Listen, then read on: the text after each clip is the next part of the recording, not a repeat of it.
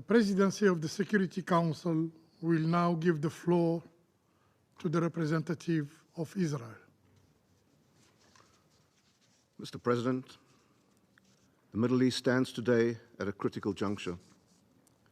With continued Houthi attacks against civilians in Israel and in the Red Sea, Syria's precarious position following the fall of the brutal Assad regime, the ongoing firing of rockets by Hamas, again just yesterday at Be'eri, where Israeli civilians were massacred on the 7th of October 2023, and 100 hostages still being held captive by Hamas terrorists. The Presidency called for an emergency session today, not to deal with these threats and challenges, and not to condemn terrorists blatantly violating international law by exploiting hospitals as the basis of military activity. Such actions negatively impact the credibility of the Council and the international system. Hospitals are meant to be sanctuaries of care and compassion. Yet Hamas has transformed them into tools for terror, exploiting their sanctity to shield its murderous aims and wage war against civilians. This is not an isolated tactic or an act of desperation. This is a deliberate and systematic strategy, a cornerstone of Hamas's operational doctrine, their modus operandi. Though we have known this for many years, the past 15 months have exposed the depth of Hamas's depravity. In November 2023, IDF troops exposed a 55-meter-long terror tunnel, 10 meters deep underneath the Shifa hospital complex, along with massive caches of weapons throughout the tunnel and the hospital. In that same month, at the Indonesian hospital, IDF forces identified a white Toyota truck used during the massacre of October 7th, located within the hospital compound. Additionally, a vehicle with an Israeli license plate and bloodstains, later linked to a hostage, was found in the hospital area. In February 2024, the IDF uncovered a network of terror tunnels connecting the Turkish hospital in Gaza City to nearby operational facilities. These tunnels allowed Hamas operatives to move weapons and personnel discreetly, all the while exposing and exploiting the civilian infrastructure of the hospital. In March 2024, the IDF revealed dozens of weapons, millions of dollars in blood money, and hundreds of operatives once again inside Shifa Hospital. We found further video footage proving that Hamas took hostages to Al-Shifa following the October 7th attack, and that the hostage Noah Marciano was murdered by a Hamas terrorist within the hospital walls.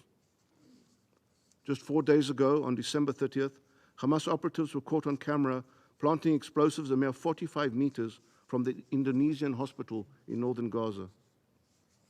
And now, Kamal Adwan Hospital has become the latest site exploited by Hamas, a grim addition to their well-documented and public history of abusing civilian infrastructure. This Council must confront this undeniable reality.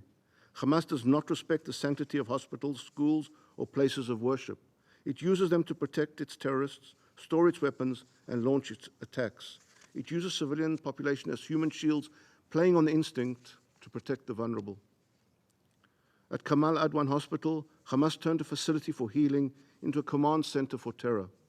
Since October 2024, following an IDF operation in the area, Hamas entrenched itself in the hospital, embedding its military infrastructure and operational hubs within its walls.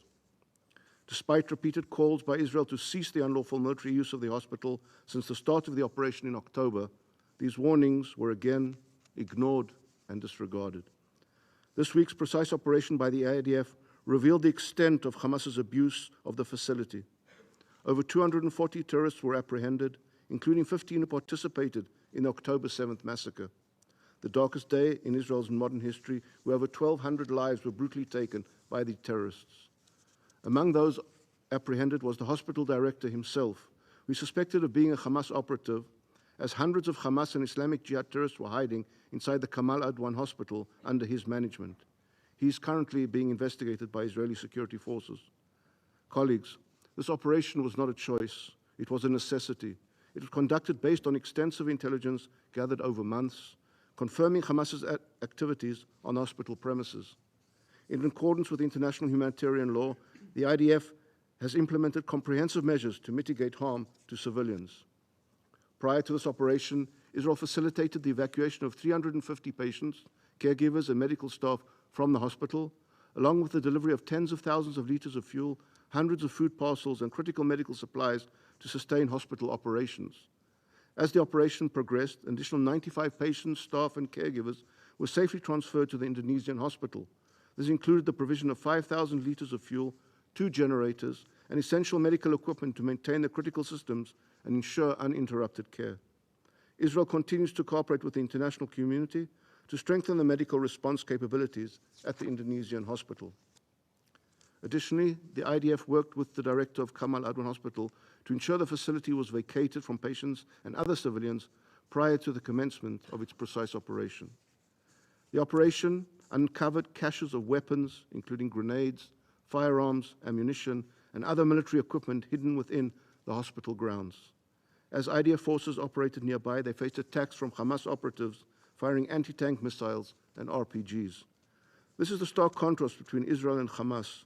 While Hamas endangers civilians, Israel protects them, even at the risk of our own personnel's lives. Hamas's exploitation of hospitals is not only a moral abomination, but a blatant violation of international law, and far too often, the international response has been silence.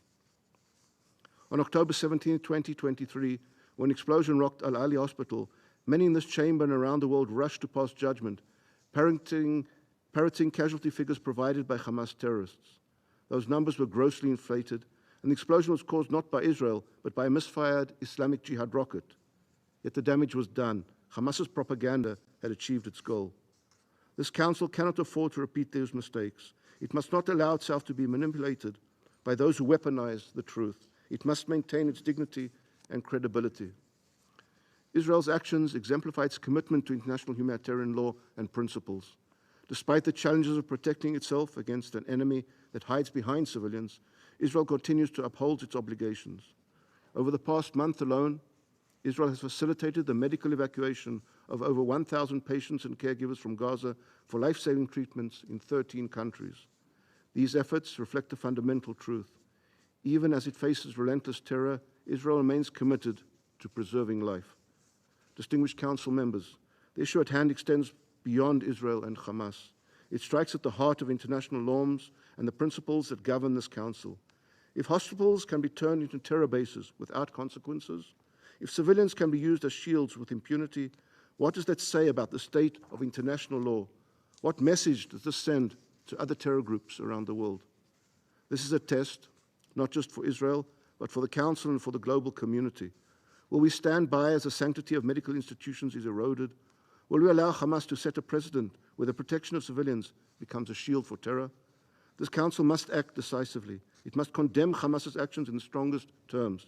It must recognize that Israel's operations are not only a response to terror, but offense to the principles that underpin this institution. Israel will continue to protect its citizens, uphold its commitments under international law, and do all it can to bring the hostages home. But the Council must meet its own obligations. It must protect the innocent, fight for the release of the hostages alongside us, uphold the rule of law, and hold accountable those who seek to weaponize human suffering and civilian infrastructure. I thank you.